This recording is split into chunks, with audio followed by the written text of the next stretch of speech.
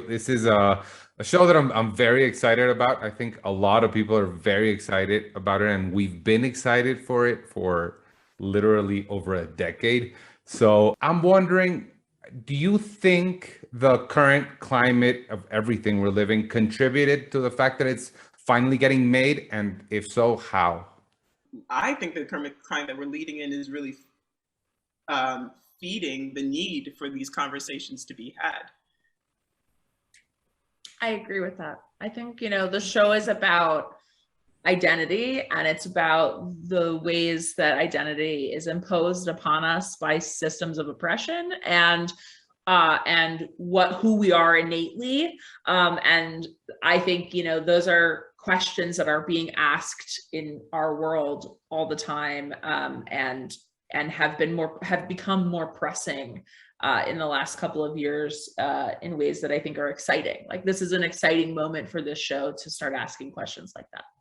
One of the central sort of components to the adaptation for me was expanding the gender diversity of the world and really getting into making it clear early and often that Yorick is not the last man, that plenty of men survived. He is the only survivor with a Y chromosome. Well, he and his monkey. And then what comes after, I think, is an exploration of that diversity. We did lots of research. We talked to experts. We talked to a lot of different people, but that was always something that was just central to what I wanted to do with the show, and something that Brian and Pia were also really excited about and felt was important. Comic books they're not a blueprint for a television series. They are their own medium. It's its own artistic sort of format, and it's valid as its own thing. Like, I don't want to watch something that is exactly like the thing that I already loved because I can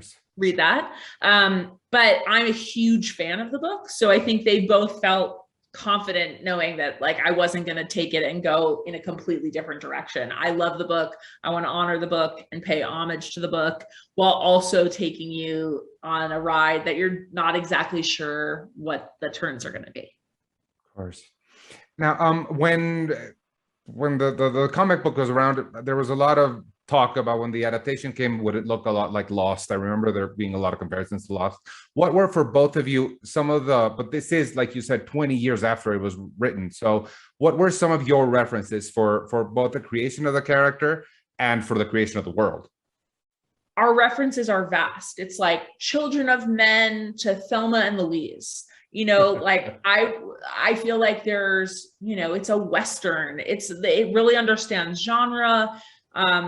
Taking the time to kind of explore those different other, pieces of art was, I think, really exciting for us to have like kind of a shared language about what we wanted to create visually.